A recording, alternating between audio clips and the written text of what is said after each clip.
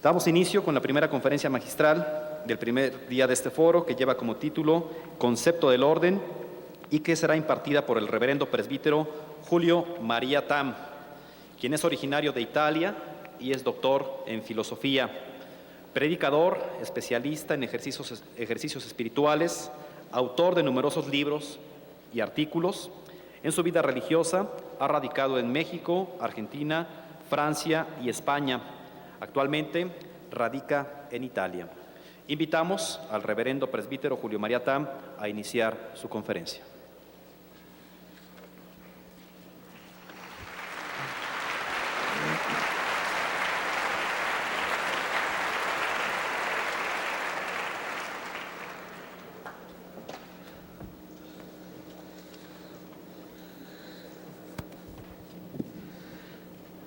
Le quiero agradecer primero a la dueña de México y emperatriz de América, Nuestra Señora de Guadalupe, por traernos acá, en esta tierra donde la fe todavía se conserva más arraigada que en otras partes del mundo.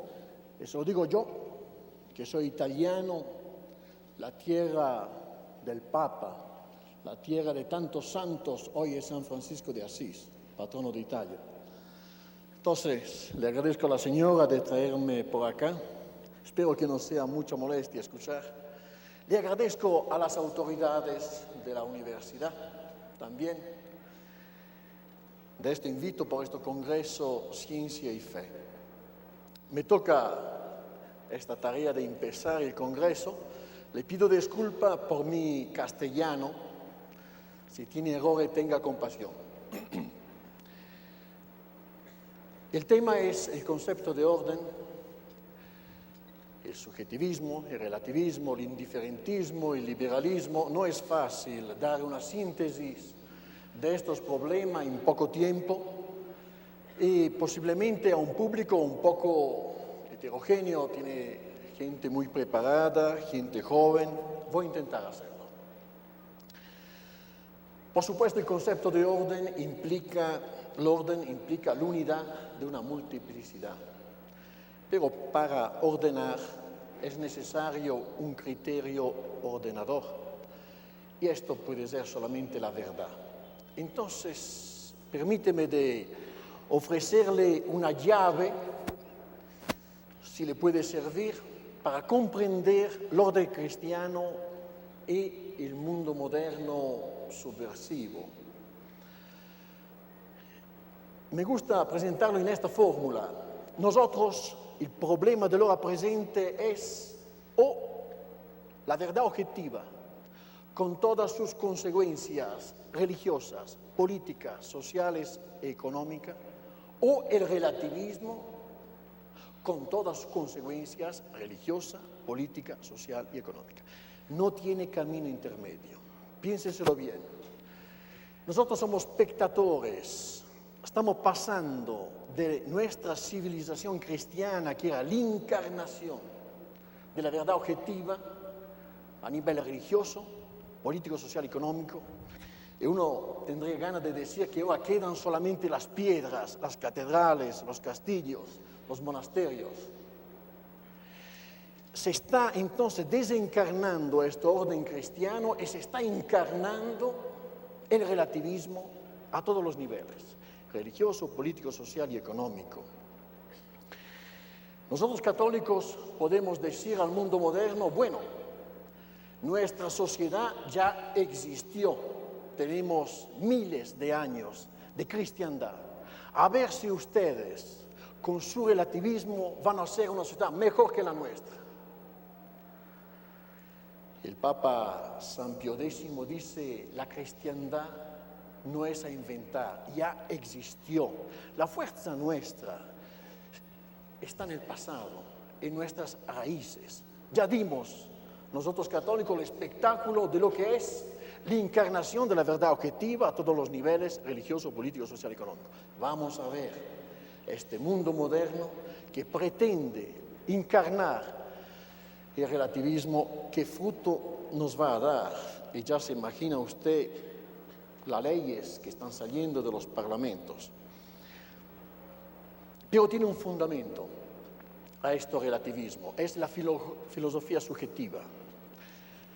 Cartesio, dice en italiano Descartes, es el hombre que reexhumó esta filosofía que Sócrates, cuando Platón escribe los diálogos en el Protágora, muestra ya esto, error del espíritu.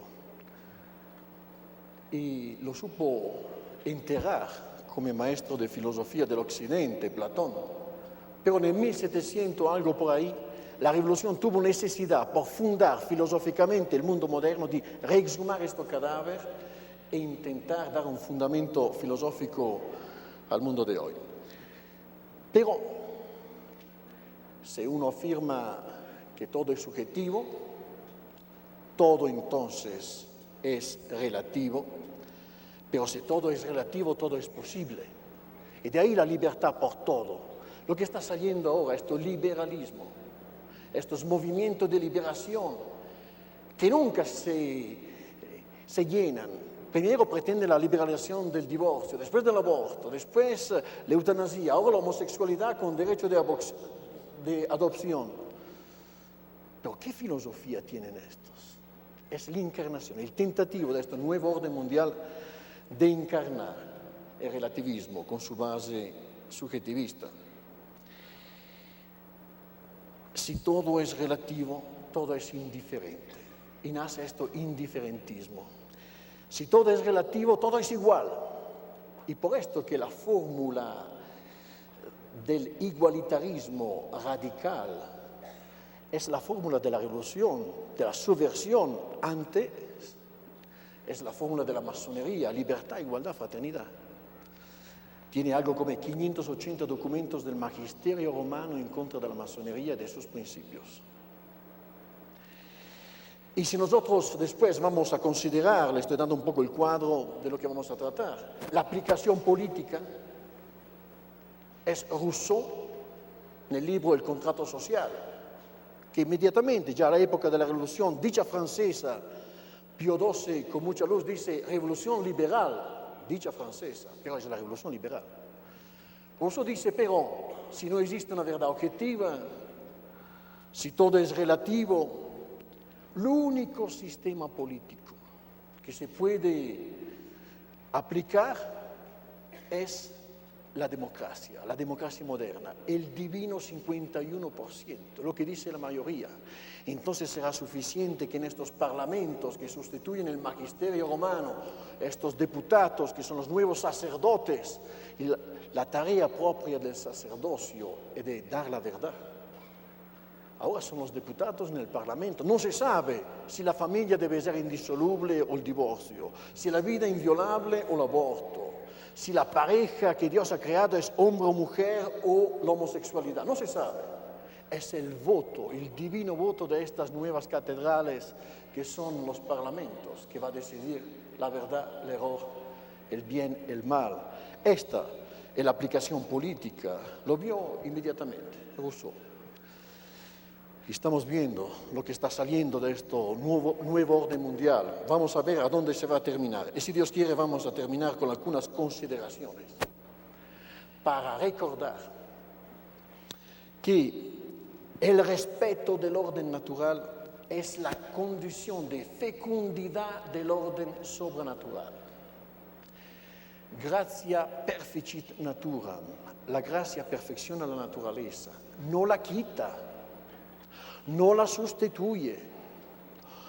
Una naturaleza que es gravemente violada, la gracia no perfecciona nada. Entonces, la conclusión, este largo, continuo trabajo de defender el orden natural como condición indispensable de fecundidad del orden sobrenatural. Vamos a ver. Entonces, tomamos el primer punto, tratamos de desarrollarlo un poquito más. El orden natural necesita un poco de agua para hablar. El primer punto, el fundamento filosófico del relativismo es el subjetivismo. Es Descartes, nel libro Il discorso del metodo, que introduce este error, criticando la objetividad del conocimiento sensible. Mira usted que Santo Tomás de Aquino, el doctor de las escuelas, cuando empieza la Suma Teológica, empieza diciendo, trata la existencia de Dios, la experiencia me dice que. El punto de partencia es la experiencia, es la realidad sensible. Por esto que Descartes, pone su cuchillo ahí. Entonces nosotros debemos defender este fundamento. Por esto se dice que la filosofía tomista es una filosofía realista, porque empieza de la realidad sensible. La experiencia me dice. Y Cartesio ataca ahí, niega la objetividad del conocimiento sensible. No estoy a recordarle, el tiempo es poco, todos los puntos de Cartesio, de Descartes. Le quiero solamente hacer un ejemplo muy sencillo que hasta los jóvenes pueden entender. Reduciendo el problema filosófico en estos términos, ¿es mi pensamiento que crea las cosas o las cosas están afuera de mí? Son otra cosa que yo. Y para llegar a un convencimiento, póngase usted delante de un árbol, una planta, y piense, es mi pensamiento que crea la realidad. Entonces trate de dar una cabezada con la cabeza. Y usted inmediatamente va a tener la primera evidencia. También que yo pienso que es el pensamiento que crea el árbol, y lo puedo quitar con el pensamiento, el árbol está ahí objetivo. Y si no está convencido, repita el ejercicio. Otra vez más fuerte, concéntrate mejor. Yo pienso que el árbol no existe. Dale otro golpe de cabeza. Y por la segunda vez, esta grande evidencia, también que yo pienso que el árbol no existe, está fuera de mí. Es otra cosa que yo, otra cosa que mi pensamiento. Las cosas son objetivas. Es la primera evidencia en la cual se funda todo el conocimiento de orden natural y sobrenatural. Es evidente que los sentidos no te dicen lo que es el árbol, es la inteligencia. Pero los sentidos te dicen una cosa que la inteligencia no te puede decir. Los sentidos te dicen que es otra cosa que tú. La inteligencia es inmanente, no te lo puede decir. Son los sentidos, por algo Dios quiso darnos estas 5 ventanas que tenemos. Entonces, después de un poco de experiencia personal, la primera evidencia, las cosas son afuera de mí. Y le aseguro que puede ser sencillo el ejemplo, pero es muy evidente. Y desgraciadamente, quien no tiene en cuenta de la realidad sensible termina construyendo unos mundos que necesitan del muro de Berlín o otros de la televisión para tener encadenado gentes en un sistema que ya no respeta el orden natural. Ahí está. Entonces, Descartes pone este fundamento filosófico del subjetivismo. Y este desprecio de la realidad objetiva del mundo sensible produce un tipo de hombre, un tipo de vida, un tipo de sociedad. El Papa Pío XII, hablando al sindacato de los campesinos italianos, en italiano se dice la Coldiretti, el 15 de noviembre del 46, habla de una civilización artificial. Entonces, en contraposición a una civilización natural, civilización artificial, es Pío XII que utiliza la palabra. Y este tipo de civilización artificial produce un tipo de hombre alejado de la naturaleza. Fíjese ustedes, son 100 años que tenemos máquinas, 60 años que las máquinas, televisiones, todo tipo de máquinas, tienen impacto muy grande en la gente. Nuestros abuelos vivían en un mundo muy en contacto con la naturaleza, con las cosas. La Santa Iglesia en la liturgia dice, llenos son los cielos, la tierra de tu gloria. Pero para conocer a Dios, es decir, llenos son los cielos, la tierra de tu gloria, uno debe estar cerca del cielo y de la tierra. Debe vivir en una sociedad agrícola que no pierde el contacto con las cosas, con la naturaleza. Entonces, la subversión, ¿qué está haciendo? Está quitando a la gente del contacto con la naturaleza, la hace entrar en estas grandes ciudades y después, como hablo de Europa especialmente, donde el fenómeno ya es muy grave, no se puede dejar los niños en la calle, se encierran en el departamento. ¿Y qué va a hacer un niño todo el día en un departamento? Se encierran en la televisión y se acostumbra a encerrarse en el pensamiento. La inteligencia da la vuelta en sí misma. Y tiene un libro de un autor belga, Marcel Descartes. El título es La inteligencia en peligro de muerte. Claro, porque el objeto de la inteligencia es la realidad objetiva. El mundo moderno es un proceso de una aplicación de la filosofía de Descartes, encerrar al hombre en el pensamiento. Pero primero lo encierran en las ciudades, después en el departamento, después en la televisión, y ahí tenemos este nuevo tipo de hombre. Y es un hombre un poco artificial. Y es muy diferente. Y Marcel Descartes habla de un clima humano que te da la tierra, el contacto con la naturaleza, y un clima que te da la ciudad, el mundo artificial. El campesino está acostumbrado por su experiencia personal que si falla a sembrar el maíz, no cosecha. La sanción es inmediata.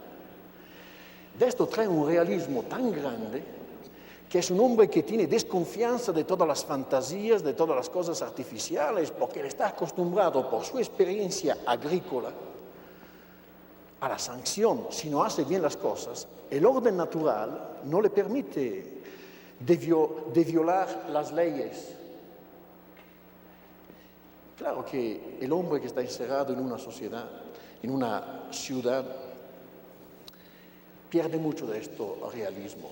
Entonces, un hombre artificial dispuesto a muchas fantasías, a muchas aventuras intelectuales.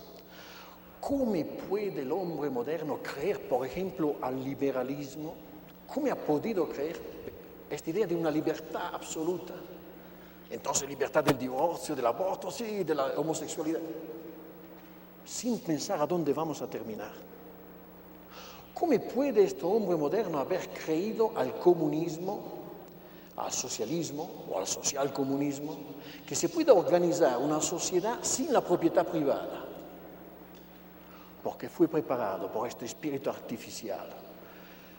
Por algo el liberal comunismo trata de destruir el campesino como tipo de hombre, como clima.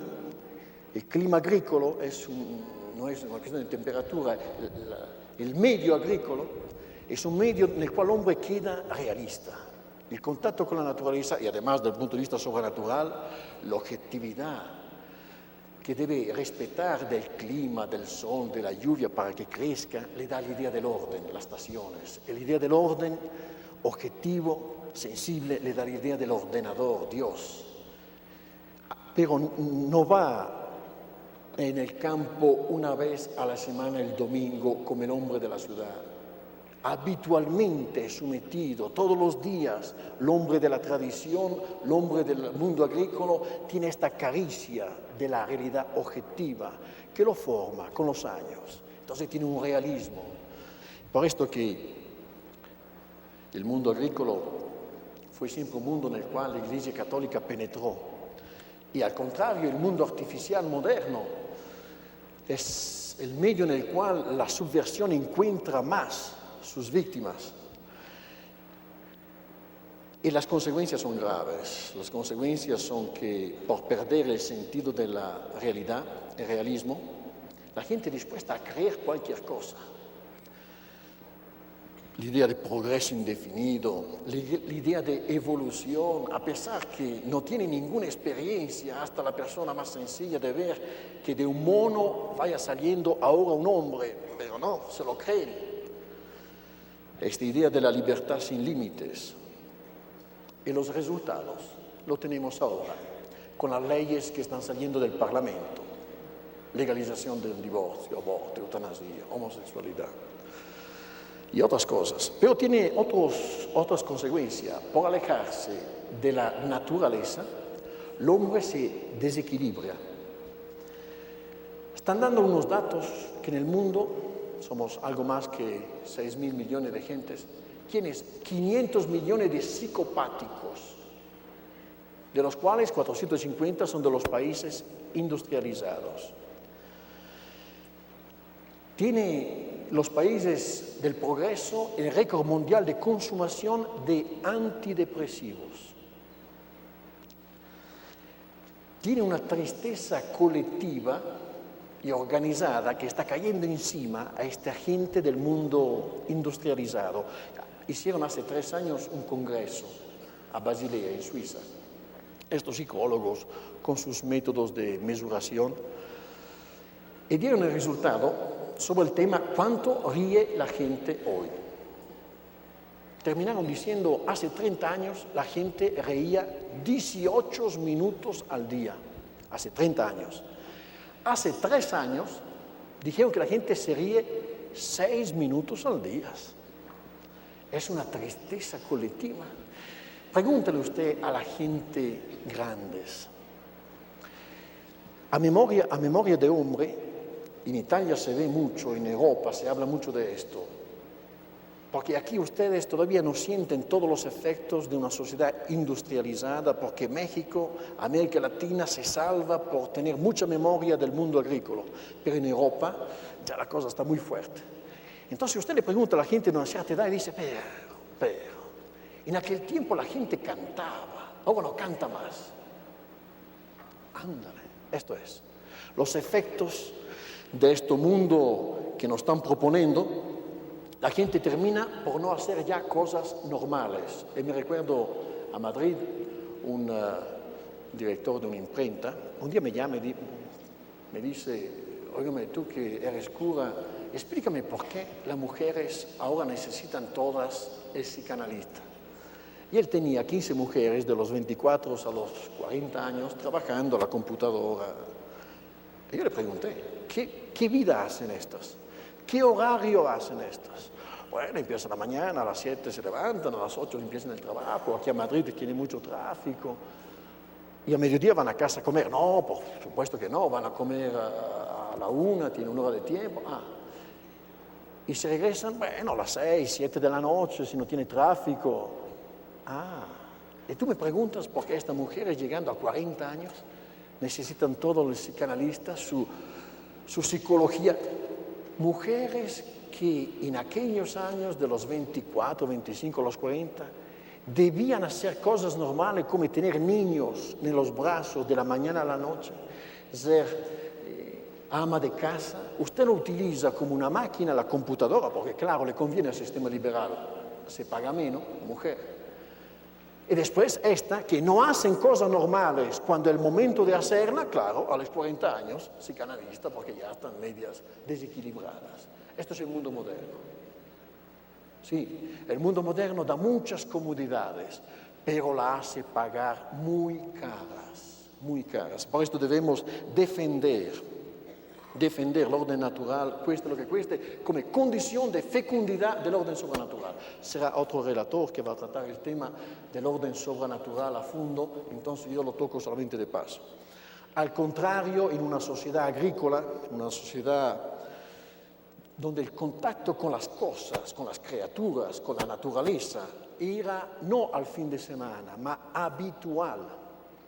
Primero, por ejemplo, el silencio. Yo me encontré aquí a Zapotiltic, cerca de San Guzmán, en un pueblito todavía de una paz preindustrial. Me encantaba. Al lado de la casa religiosa donde estaba, ahí en el campo, tenía una casita y hasta los niños lloraban de una manera diferente de Europa. Escuché llorar a un niño y hacía...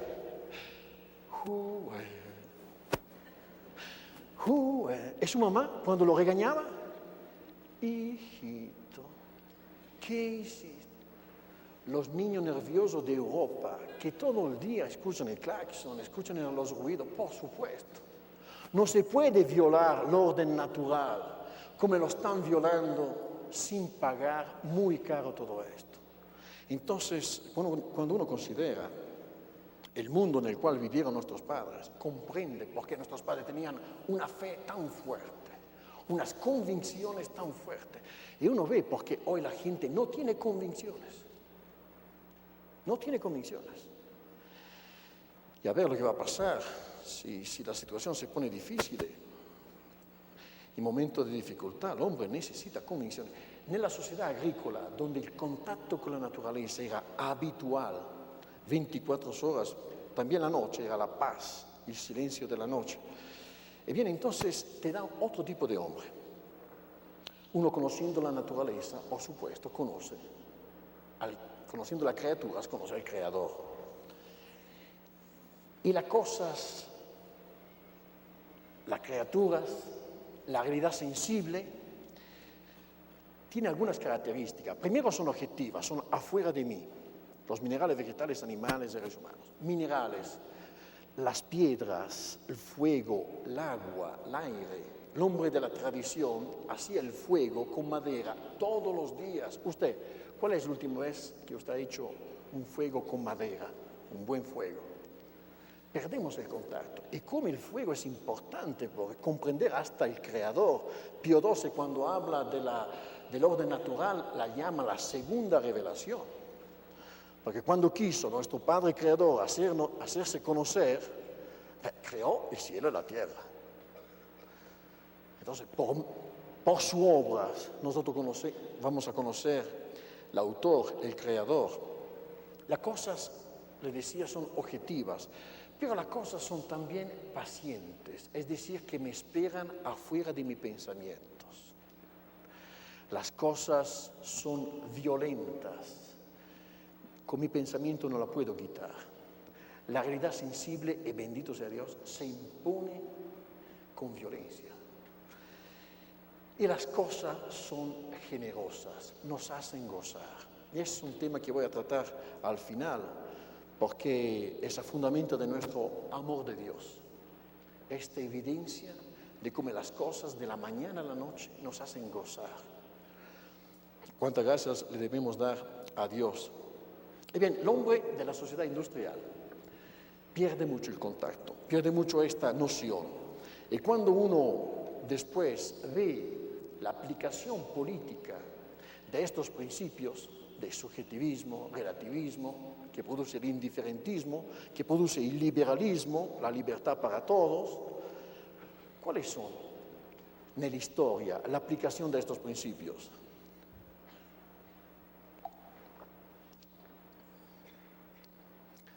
Se puede hablar de la encarnación de estos principios masónicos de libertad, igualdad, fraternidad en la historia. Si uno da una mirada a la historia, siempre el Papa Pío XII, en un discurso, en el 52, dice, sintetizando en pocas palabras 6 siglos de historia, empezaron diciendo, la naturaleza sí y la gracia no. Fue la revolución humanista que rechazó el orden sobrenatural. Y después dijeron, Cristo sí, la iglesia no, la revolución protestante. Y después, Dios sí, Cristo no, el deísmo liberal. Eventualmente la masonería admite el gran arquitecto del universo, pero niega cualquier intervención de Dios en la historia. Niega la religión positiva, como dicen. Y después termina Pío XII diciendo, y al final el Cristo impío, Dios ha muerto. Entonces, naturaleza sí, gracia no. Cristo sí, iglesia no. Dios sí, Cristo no, Dios ha muerto. En pocas palabras, Pío XII nos da la idea de lo que ha pasado en estos últimos 6 siglos, la revolución humanista que ha engendrado la revolución protestante, que engendra la revolución liberal, que engendra la revolución social comunista, el marxismo, y llegamos al mundo de hoy. Y esto es la encarnación, la aplicación de esta filosofía. Primero a nivel de tendencia con la revolución humanista, este rechazo del orden supernatural, con una exaltación exagerada de la naturaleza. Pero en este clima de naturalismo, de rechazo del sobrenatural, no le estoy a tratar los autores que hablan contra el orden sobrenatural, voy a tocar vacas sacras, como Dante en Italia, intelectuales, Petrarca, Erasmo de Rotterdam. Lea solamente, usted tiene en castellano un autor, Viloslada, que escribe un libro, Las raíces humanistas del protestantismo. Y usted va a ver cómo el humanismo es causa del protestantismo. Y después explota esta terrible revolución protestante, nella quale Lutero, por la primera vez en la historia, en Europa que era toda católica, hasta los ingleses eran católicos, inventa una nueva religión.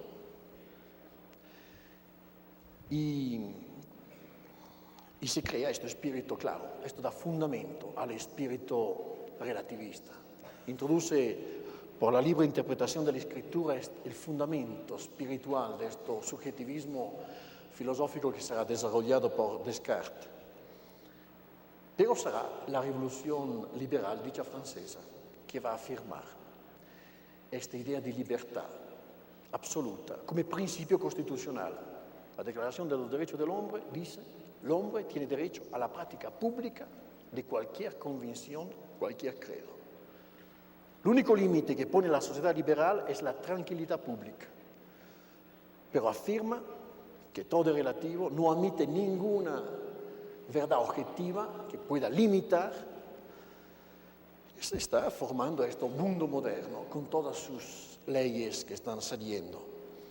Y evidentemente afirmar que todo es relativo, todo es posible, entonces libertad para todos, esto supone que todo es igual. Por esto que en la masonería se introduce, la masonería afirma este principio del igualitarismo. Si todo es relativo, todas las ideas son iguales. Y es ciertamente el protestantismo que introduce en la Europa católica la idea de igualdad de religiones. Con la paz de Westfalia, después de 100 años de lucha entre católicos y protestantes, se afirma este principio: cuius regio eius religio. Tal el rey, tal la religión. Si usted está en un estado protestante y rey es protestante, la religión oficial será protestante. Tú eres de un estado católico, el rey es católico, la religión oficial será católica. Ponen en el mismo piso, ponen en pie de igualdad el catolicismo, que es la verdad objetiva, con una invención del señor Martín Lutero, que con las tijeras se ha hecho una religión. Es el igualitarismo que entra en Europa, pero es la Revolución Francesa, la Revolución Liberal, que introduce el igualitarismo político con esta idea, ya se le ha dicho, de Rousseau, en el contrato social, que si todas las ideas son iguales, el único régimen posible es la democracia, el divino 51% que decide si una cosa es verdadera o es falsa, buena o mala. Y hoy somos en esta sociedad en la cual ya no se sabe la verdad objetiva, no existe verdad objetiva. No sabemos si mañana o pasado mañana van también a legalizar la homosexualidad con derecho de adopción, y como están haciendo en Suiza, pretender que en las escuelas, en el curso de educación sexual, se dé una plaza también al profesor de homosexualidad, porque si no estás discriminando. Si tú no lo aceptas, estás discriminando. Entonces sus hijos van a tener un profesor que enseña la homosexualidad, porque no se sabe cuál es el orden natural. Pero ¿dónde? ¿Cuál es el fundamento filosófico? ¿Cuál es el fundamento político de lo que nos está cayendo encima? Esto es lo que deben comprender bien. Y esto es el mundo moderno, así como se está manifestando. El grande peligro por la Iglesia Católica, ¿cuál es? La Iglesia Católica, que vive en este contexto de subjetivismo, relativismo, indiferentismo, liberalismo, la tentación es de adaptarse al mundo moderno. El Papa San Pío X llamó modernismo, lo condenó en la encíclica Pascendi, justamente el tentativo de adaptar a la Iglesia Católica a este mundo moderno. Y ahí será la grande batalla. Dios quiera que los hombres de iglesias no se dejen llevar por esto, porque si introducen en la Iglesia Católica esto espíritu mundano, ¿qué será de la Iglesia? Ya vemos lo que está pasando en la sociedad. entonces será la grande batalla que se debe combatir. Y bien, quiero todavía terminar. Y si usted quiere algún detalle más sobre el igualitarismo, no es solamente el igualitarismo religioso hecho por el protestantismo, el igualitarismo político hecho por la Revolución Liberal, el igualitarismo económico, que es la idea del socialcomunismo. ¿Cuál es la causa de las desigualdades económicas? La propiedad privada. Es la propiedad privada que crea desigualdad económica. Entonces, ya durante la Revolución Francesa es muy interesante estudiar porque al interior de la Revolución Francesa ya se vio este movimiento comunista con Robespierre. Y si usted lee el libro de Gaxot, La Revolución Francesa, ahí le explica bien cómo a un cierto momento la Revolución Francesa se rompe en dos, en jacobinos y girondinos. Los jacobinos ya querían con Robespierre traer las últimas conclusiones del igualitarismo, llevarlo al igualitarismo económico. Entonces los girondinos, que eran los liberales, la burguesía, que había expropiado todos los bienes a la monarquía y la iglesia, matando. Entonces no, ¿cómo vamos a perder todo lo que hemos acumulado? Y ahí se rompe la Revolución Francesa en dos. Es un discurso, dice Gaxot, que va a ser Barnave, el jefe de los girondinos, a la Asamblea General y dice: señores, un paso más en el camino de la igualdad y será la supresión de la propiedad privada. Entendían perfectamente. Entonces ya llaman a Napoleón, que va a matar a Robespierre y a los jacobinos, y se cristaliza la fase liberal en su igualitarismo religioso, político y civil, pero no económico. Pero la idea está. Entonces usted conoce la historia del socialismo. Primero será el socialismo utopístico, romántico, de Sorel, de Blanqui, y después será, con Karl Marx, el socialismo científico. Sí, se puede construir una sociedad sin la propiedad privada para alcanzar el igualitarismo económico. Mire usted cómo estos principios destruyen el orden natural. Y después es cuestión de historia, cuando en el 1917 llega un hombre de la capacidad de Lenin, en Rusia explota el socialismo real, el tentativo de construir una sociedad sin tener en cuenta este dato natural de la propiedad privada.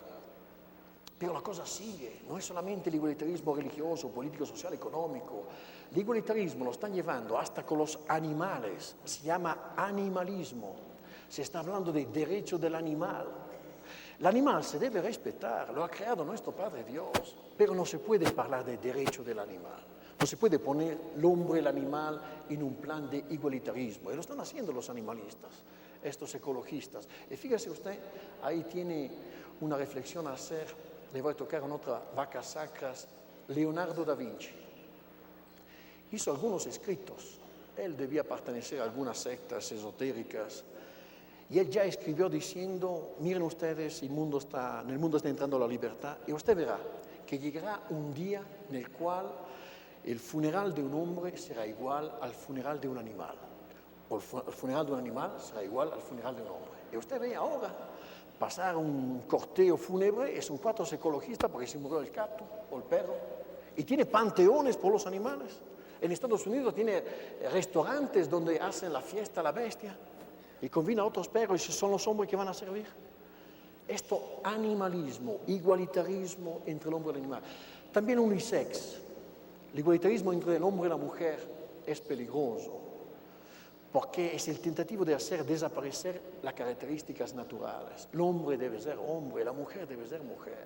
Y usted ve como ahora esta idea de igualitarismo está introduciendo, se está perdiendo las características sexuales. Y se ve muy, muy fuerte en países como Europa, como Estados Unidos. Y bien, cuando uno considera entonces la batalla que nos está delante, aprovechamos de este congreso para afirmar la necesidad de volver continuamente al orden natural y al orden sobrenatural, de continuar a volver al orden natural y sobrenatural, de tejer relaciones con el hombre en el orden natural y en el orden sobrenatural, porque el hombre moderno es un hombre que está cortándose del orden natural y del orden sobrenatural. Y me gusta recordar un autor, San Ignacio de Loyola, que escribió un libro de meditaciones, ejercicios espirituales. Al final de este libro, San Ignacio, al número 230, nos da 4 contemplaciones por alcanzar el amor de Dios. Y cuando uno lo estudia, descubre que ahí está el secreto, por esta síntesis entre el orden natural y el orden sobrenatural, por este amor al orden natural para conocer a Dios. Los jesuitas españoles decían que los libros de ejercicio fueron dictados de la Santísima Virgen a San Ignacio. Otros jesuitas dicen que fueron inspirados. No sabemos. El Papa Pío XI, cuando hizo una encíclica por exaltar los ejercicios espirituales, la Mens Nostra dice: San Ignacio, que recibió come de las manos de la Madre de Dios este libro lleno de sabiduría. Bueno, no podemos decidir la cosa, pero parecen escritos por l'ora presente, especialmente en esta última contemplación. Ahora le explico. San Ignacio dice, nos da meditaciones por amar a Dios. Nella seconda e nella tercera contemplación dice, considera come Dios existe en las cosas. Santo Tomás de Aquino, nella Summa Teológica, la primera parte, cuando habla de la presencia de Dios, dice, Dios existe en las cosas por esencia, potencia y presencia. Cuando uno dice que Dios es creador de las cosas, significa que da el ser. Significa que las cosas, las criaturas, reciben el ser, no lo tienen de sí mismo. Y Santo Tomás de Aquino llega a decir en la Summa Teológica que entre quien da el ser y quien lo recibe debe existir un punto de contacto. Sin caer en el panteísmo, pero sin separar las cosas de Dios, porque si no Dios no es causa. Y da la explicación y dice, cómo la cosa movida necesita un motor, el carro necesita el caballo que lo mueva, pero para que lo mueva necesita un punto de contacto entre el caballo y el carro. Así, entre quien da el ser y quien recibe el ser, bueno, ahí la contemplación, la filosofía para penetrar este misterioso punto de contacto. Pero Santo Tomás lo afirma. Entonces San Ignacio de Loyola hace toda una meditación y dice, considera como Dios existe en las cosas. Esta piedra, este fuego, y todos los fuegos y todas las piedras, esta agua y todas las aguas, este aire, todos los aires, esta flor y todas las flores, esta planta, este fruto y todos los frutos que existen en este momento en la tierra, este pajarito, esta hormiga, esta vaca, este hombre, esta mujer. Dios existe en las cosas por esencia, potencia y presencia, dice Santo Tomás de Aquino. Y San Ignacio te deja meditar. Y después en la tercera meditación te dice, y ahora considera como Dios obra por ti, en todo esto.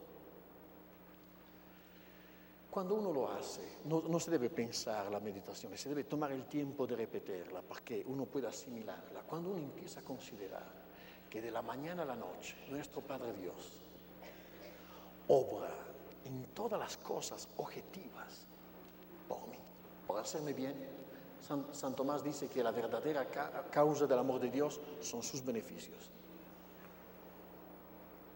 Uno se enamora de Dios y es una manera de utilizar el orden natural sobrenaturalizándolo, por alcanzar el fin sobrenatural que es el más importante, amar a Dios arriba de todas las cosas, por medio de las cosas, amar a Dios, ad invisibilia per visibilia. Y uno, para simplificar este ejercicio, esta contemplación, me tocó estar en una escuela, yo traté de enseñar a los niños algún ejercicio práctico, sencillo, para enamorarse de Dios. Muchachos de 12, 13, 14, hasta 20 años. Y le daba como penitencia de la confesión de ir a la capilla 2 minutos. Primero le expliqué bien que las cosas son objetivas, afuera de mí. que la cosa tiene imperfecciones, entonces necesita una inteligencia. La prueba que existe una inteligencia es su obra. Cuando yo veo una obra con perfecciones, no puede ser una fuerza ciega. Bueno, esto se lo había explicado bien. Y después traté de enseñarle cómo Dios trabaja, obra por ellos de la mañana a la noche, para enamorarlo de Dios. Entonces le decía, bueno, vete a la capilla 2 minutos y considera el día de ayer, porque se terminó ya. Considera cuántas veces Dios te ha hecho bien con sus criaturas. Empezaba a la mañana despertándote en la cama, como eran los padres que despertaban a los niños. Ay, levántate, no, padrecito, déjame un poquito más, ¿te gusta? ¿Quién da el ser a la materia de la cama? Dios. Entonces, ¿qué se debe decir? Bendito sea Dios, ándale. Después te vas a lavar. ¿Te gusta el agua caliente en invierno, fría en verano? ¿Quién da el ser al agua? Yo quiero saber. Una fuerza ciega en expansión por Big Bang, una inteligencia superior, amorosísima. Después te pone la camisa de cotón. Pero ¿quién ha creado el algodón? ¿Quién da el ser al algodón? Y cada vez le decía, bueno, cuando tú ves, hace pasar el día, cuántas criaturas te están haciendo bien, y cada vez dile, bendito sea Dios, gracias a Dios. Y después del desayuno, como uno lo veía ahí en el refectorio, estos muchachos comiendo, ¿te gusta? ¿Quién da el ser? Lo que dice San Ignacio, como Dios existe en las cosas y como Dios obra por mí en todas las cosas. Entonces cada vez, bendito sea Dios, gracias a Dios. El amor de agradecimiento es el pensamiento que le quiero dejar como conclusión de estas pequeñas palabras, muy sintética por supuesto, cada punto merecería un aprofundimiento mucho más grande, que la Virgen de Guadalupe nos conceda, por medio del orden natural, de enamorarnos de la causa, de entrar en el orden sobrenatural. Con estas meditaciones de San Ignacio, Dios da el ser a todas las cosas y Dios obra por mí en todas las cosas. Pedimos también hoy, fiesta de San Francisco de Asís, que escribió el librito, esta poesía, el Cántico de las Criaturas. Él supo hacer de las cosas, de las criaturas, del orden natural, la escalera para llegar al bien infinito. Porque la gran cuestión de uno que está en contacto con las cosas, con las criaturas, con la naturaleza, es esta. Si las criaturas son bonitas, el Creador, ¿cómo será? Entonces, sirviéndonos del orden natural por enamorarnos de Dios, causa de toda la creación, lo que le pedimos a la Santísima Virgen, así sea.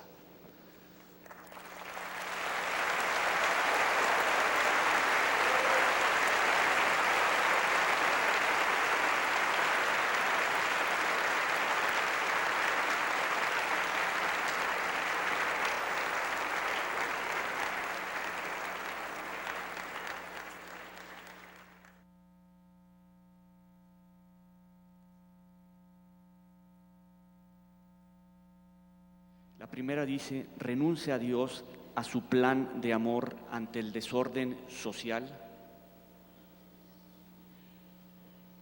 Esto solamente Dios puede decidir lo que va a hacer de frente al desorden, yo diría no solamente social, religioso, político, social y económico. Pero se uno tiene una mirada nella storia, ve che effettivamente la storia è un duello entre el bien y el mal. Cuando uno piensa que Dios, la Santísima Trinidad, que antes de la creación vive nella pacifica posesión de su felicidad en el eterno presente y sin necesidad alguna crea solamente por amor, San Agustín utiliza esta palabra, quia Deus caritas est, nos sumus, porque Dios es amor, nosotros existimos. Entonces, cuando uno ve que Dios crea, y crea todo lo que vemos del orden natural y sobrenatural, también los ángeles, bueno, es orden natural pero superior al nuestro, y que el pecado de Lucifer, el pecado de Adán destruyen el plano de Dios, pero Dios lo va a restaurar con la encarnación.